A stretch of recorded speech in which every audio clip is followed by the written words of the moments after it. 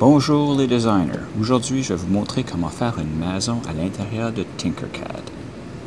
Comme vous pouvez voir, j'ai déjà commencé mon projet de création. Une bonne habitude, c'est de venir changer ici le nom. Je vais la nommer maison. Ensuite, je vais venir choisir la boîte ici à droite. Je vais l'ajouter sur mon plan de construction. Et puis je vais changer ses dimensions. Je vais aller à 70 par 40. Et puis la hauteur, je veux 35. Ensuite, je veux percer un trou à l'intérieur pour faire des murs. Donc, je vais dupliquer. Je peux venir ici, cliquer sur dupliquer. Je vais monter ma sélection. Je vais changer en perçage parce que je vais faire un trou. Et puis, je vais changer les dimensions à 66 par 36. Et ensuite, la hauteur, je vais la faire plus haute parce que je veux que ça fasse un trou dans le haut. Je vais m'assurer, si je sélectionne puis je fais D, je m'assure que mon bloc rouge est sur le plan de construction. Je vais faire la même chose avec mon cube de perçage. Je vais cliquer D pour qu'il tombe sur le plan de construction. Je vais sélectionner mes deux formes. Vous allez voir, ça dit Shapes 2. Il y en a deux de sélectionnés. Je vais venir choisir Aligner. Et puis, je vais faire dans le centre, dans le sens horizontal et vertical. Je vais m'assurer. Il ne semble pas avoir aligné là. Là, il est aligné dans les deux sens. Ils sont toujours groupés. Donc, je vais cliquer sur Regrouper. Le trou a été percé. Je vais m'assurer dès que ma maison est sur le plan de construction. Ensuite, je vais changer sa couleur. On va choisir un brun. Oups, brun. Et puis, on va ajouter une porte. Je vais choisir mon cube ici, qui est déjà un perçage. Puis on va changer les dimensions à 10 avec une hauteur de 15. Et puis, on va la placer. Si je clique sur mon cube de perçage, je vais faire Shift et cliquer sur mes murs. Encore, vous voyez, les deux formes sont sélectionnées. Je vais la aligner centrée. Ensuite, avec mes flèches sur le clavier, je peux déplacer ma porte, puis je veux qu'elle passe à travers. Encore, je vais cliquer sur les murs, Shift, clique sur ma porte, et puis je vais grouper les morceaux. Et là, j'ai mon trou. Je vais ajouter une porte pour rentrer dans la porte. Je vais venir chercher mon cube. Je vais changer encore. Les dimensions, c'était 10 par 15. Mais son épaisseur, la hauteur, désolé, va être 15. Mais l'épaisseur va être 2. Je vais changer sa couleur à comme un beige pâle.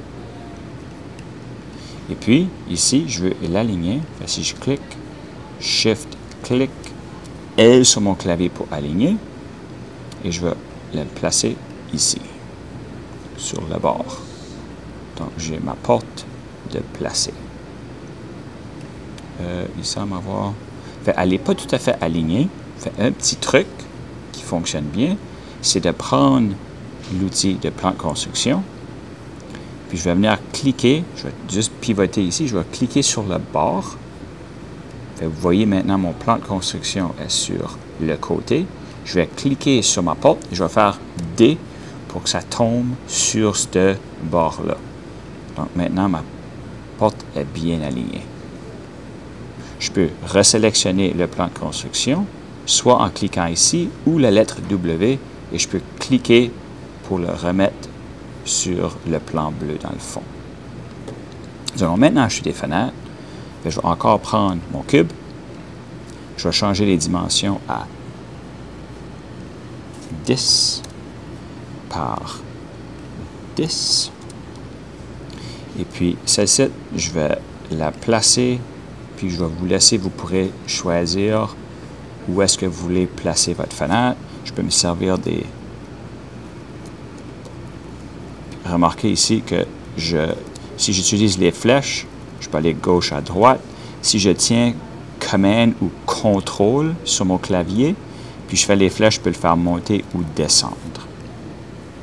Je vais placer ma fenêtre où est-ce que je l'aime. Genre ici. Je vais la dupliquer. Command ou Contrôle D sur le clavier. Et puis, je peux faire Shift et mes flèches pour la faire bouger plus vite. Si j'enlève mon doigt de Shift, vous allez voir, ça bouge 1 mm. Si je fais Shift, ça va le bouger 10 mm à la fois. Ensuite, je peux cliquer, faire Shift, cliquer la deuxième fenêtre et vous allez voir, ça dit deux formes. Je vais les grouper. Ensuite, je peux cliquer sur mes murs, la maison, Shift, les fenêtres, et L pour aligner. Je peux les mettre dans les centres. Dans le centre, donc là, ils seront les mêmes distances de chaque côté. Je vais m'assurer que mes fenêtres passent à travers. Donc là, je peux sélectionner toutes mes formes et grouper. Là, j'ai mes trous. Je vais en acheter une autre. Si je fais mon cube, remarquez ici que quand j'ai pris, je l'ai mis directement sur la surface. Donc, à cause du cruise, il est automatiquement accroché sur le mur. Si je l'ai par accident placé ici, je peux simplement appuyer sur C et cliquer sur le petit cercle et placer ma fenêtre ou la forme où est-ce que je la veux. Je vais ajuster ces dimensions. Remarquez les petits carrés noirs. Si j'en choisis un, je peux bouger ou changer juste une dimension à la fois, tandis que si je vais dans le coin, ça va faire les deux en même temps. Donc, je vais faire une plus grande fenêtre sur le côté de la maison, quelque chose comme ceci, et puis je vais la rentrer dans mon mur. Je peux l'aligner, oups, Shift, aligner, centrer. Et puis celle-ci, je peux aussi la grouper.